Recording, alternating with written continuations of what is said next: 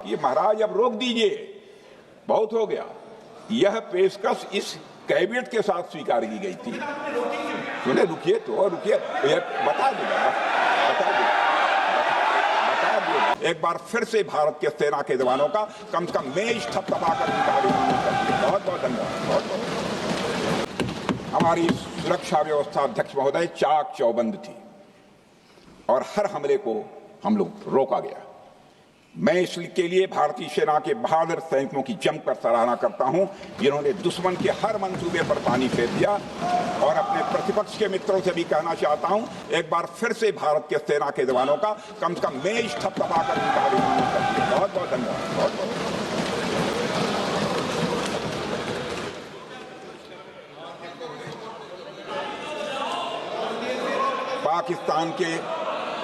पाकिस्तान के इस हमले के जवाब में हमारी कार्रवाई साहसिक थी, ठोस थी और प्रभावी थी।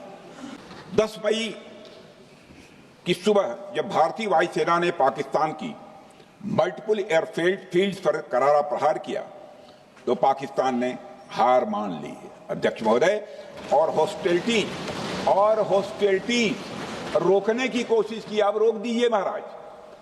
उन्होंने एक कोशिश की, हमारे डीएमओ से बात की, महाराज अब रोक दीजिए, बहुत हो गया।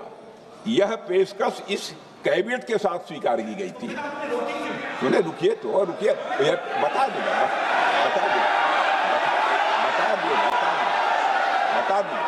अब बैठ तो आपको मौका मिलेगा। यह क्यों रुका, इसका पहले ही मैं पूरी तरह से वर्णन कर चुका है अध्यक्ष महोदय। मैं नेता प्रतिपक्ष को बहुत सम्मान के साथ कहना चाहता हूं कि कृपया एक बार मेरा पूरा भाषण पूछ लें। आपको प्रश्न पूछने की पूरी आजादी है, आप पूछ सकते हैं, मैं उसका उत्तर दूंगा। अध्यक्ष महोदय, 10 मई की सुबह जब भारतीय वायुसेना ने पाकिस्तान की मल्टीपल एयरफील्ड पर करारा प्रहार किया तो पाकिस्तान ने हार मानी और हॉस्टिलिटी रोकने की उन्होंने पेशकश की। यह पेशकश इस कैबिनेट के साथ स्वीकार की गई हम लोगों के द्वारा कि यह ऑपरेशन केवल पाज किया गया है, स्थगित किया गया है। यह ऑपरेशन समाप्त नहीं हुआ है अध्यक्ष महोदय। अगर पाकिस्तान की ओर से भविष्य में कोई भी मिस एडवेंचर हुआ तो यह ऑपरेशन अध्यक्ष महोदय, मैं सदन को आश्वस्त करना चाहता हूं, दोबारा प्रारंभ हो।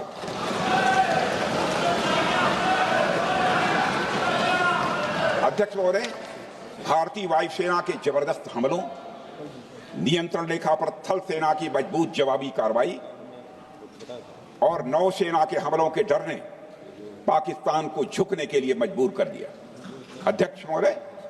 और पाकिस्तान की हार उनकी एक सामान्य विफलता नहीं थी, बल्कि यह उसके सैन्य बल और मनोबल या दोनों की एक हार थी।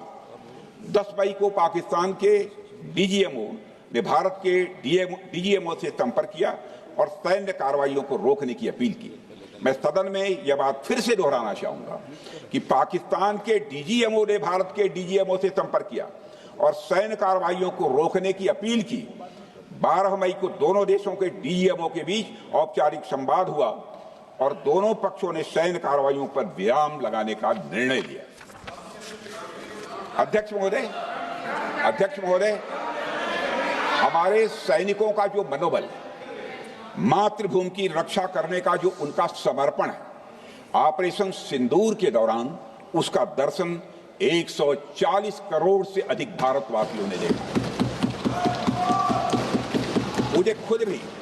मुझे खुद भी और प्रधानमंत्री जी को सीमावर्ती क्षेत्रों में जाकर हमारे जवानों से मुलाकात का अवसर मिला है।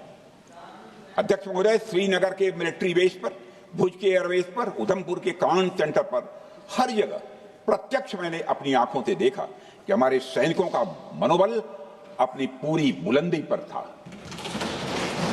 उनकी आंखों में विश्वास है और उनका संकल्प अडिग है। वे न केवल भारत की सीमाओं की रक्षा कर रहे हैं, बल्कि हमारे राष्ट्रीय स्वाभिमान की भी अध्यक्ष महोदय रक्षा कर रहे हैं। अध्यक्ष महोदय, किसी भी देश में जनता सत्ता पक्ष को और विपक्ष को अलग अलग दायित्व सौंपती है। दोनों को अलग अलग दायित्व, और हेल्दी डेमोक्रेसी में तो स्वाभाविक है। सत्ता पक्ष का काम होता है जनता के हितों को ध्यान में रखते हुए कार्य करना, और विपक्ष का काम होता है सरकार से जनता के मुद्दों से संबंधित जरूरी प्रश्न पूछना। ऑपरेशन सिंदूर क्यों शुरू किया गया, इसकी जानकारी पहले भी दी गई है और आज भी मैंने सदन को दी है।